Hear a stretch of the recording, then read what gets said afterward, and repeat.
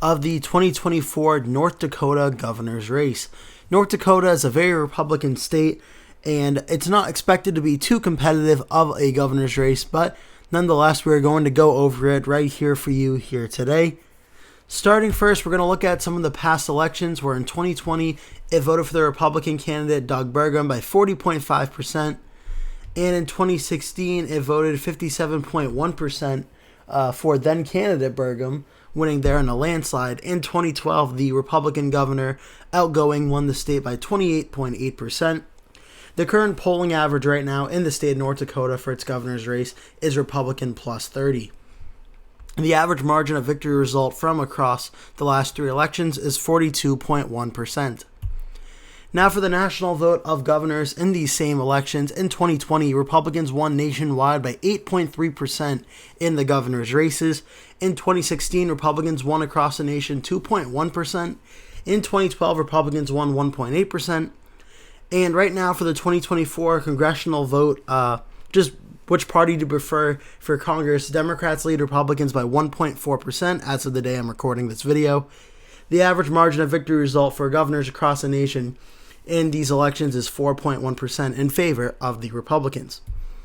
North Dakota compared to the nation. In 2020, North Dakota voted 32.2% more Republican than governors across the country.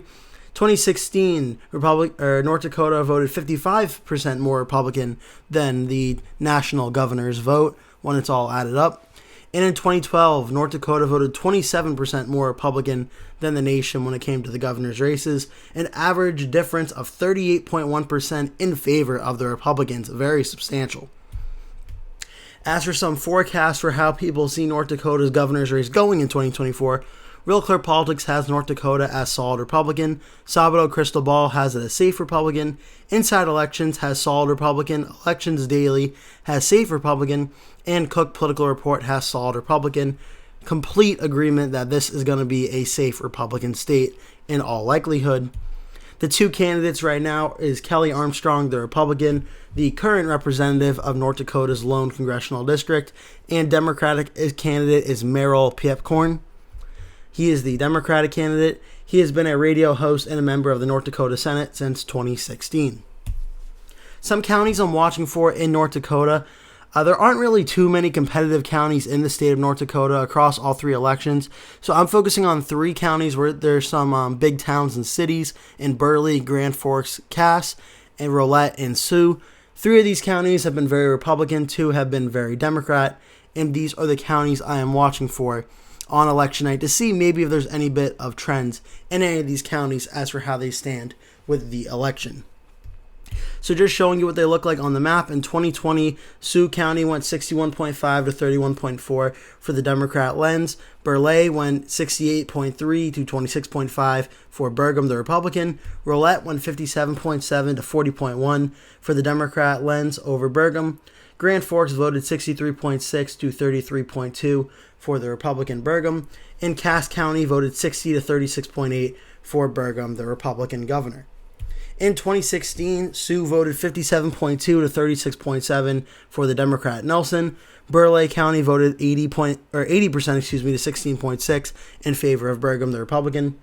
Rolette voted 63.7 to 33.1 in favor of the Democrat. Grand Forks voted 70.1 to 25.3 in favor of the Republican. And Cass voted 71.9 to 23.4. And now 2012, where we look at Sioux County voted 71.3% for the Democrat to 26% for the Republican. A very, very big win for the Democrat there. Burley County voted 69.9% for the Republican to 28.3% for the Democrat. Rolette County voted 70.2% for the Democrat to 27.1% for the Republican. Grand Forks voted 61.4% for the Republican to 34.7% for the Democrat. And Cass voted 62.1% for the Republican, 34.9% for the Democrat. Now on to the parties in this race. In 2020, the Republican candidate got 69.2% of the vote. 2016, the Republican got 76.7%. And in 2012, the Republican got 63.2%, conducting a range equation here that has a low point for the Republicans of 49.7%, high point of 90.2%, all but certain the actual election result will fall between these two numbers. My personal prediction for this race, I have the Republican gaining slightly from 2020, getting 69.6% of the vote when all things are said and done. On the Democratic side, 2020, the Democratic candidate got 26.7%. In 2016, they got 19.4%.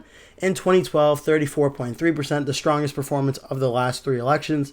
Conducting that same range equation for the Democrats, a low point of 11.8%, high of 49.2%. Almost certain the results on election night will certainly fall between these two numbers. My own personal prediction, I have the Democrat getting 27.3%, outperforming the margins from 2020, but not getting close to the impressive margins from 2012 for Democrats in North Dakota.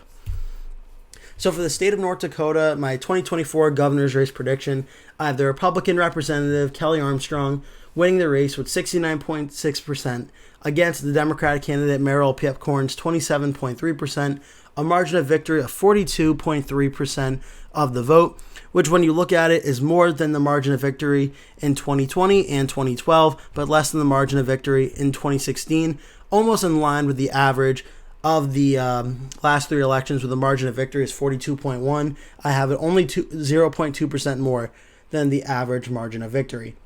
And when you look at the governor's map now, we have done 3 governor's states. We have done Washington for the Democrats, Montana and North Dakota for the Republicans.